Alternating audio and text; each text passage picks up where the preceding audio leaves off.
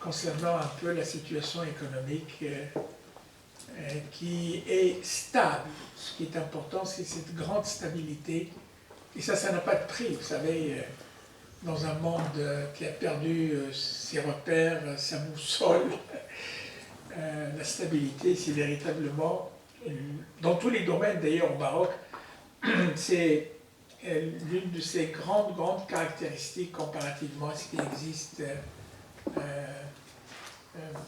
à côté, et même non seulement à l'est, mais même dans certains pays au nord de la Méditerranée. La situation récente qu'on voit cette année, au niveau du mix, c'est vraiment une situation budgétaire qui est moins restrictive que ce qu'on voyait, disons, il y a 6 mois.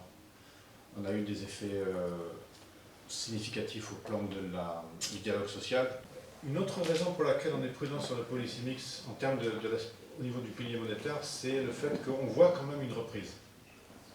Nos prévisions pour l'an prochain sont une reprise au niveau du Maroc, pour plusieurs raisons, donc on va revenir, mais on voit la croissance qui repart, on a une prévision de 3,7 pour l'an prochain. La raison pour cette visite, c'est que nous effectuons la revue de la ligne de crédit qui est à disposition du Maroc depuis quelques années. Et comme pour chaque visite, c'est un grand plaisir pour nous que de rencontrer Monsieur le Président du Parlement et de discuter de la situation macroéconomique. Et de nouveau, aujourd'hui, nous avons eu l'occasion de faire un bon bilan de où est-ce que nous en sommes au niveau de la stabilisation macroéconomique, au niveau des grandes réformes.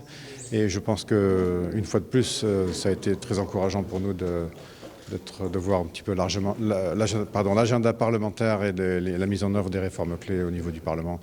Et je pense que nous continuerons à faire de telles discussions dans le futur.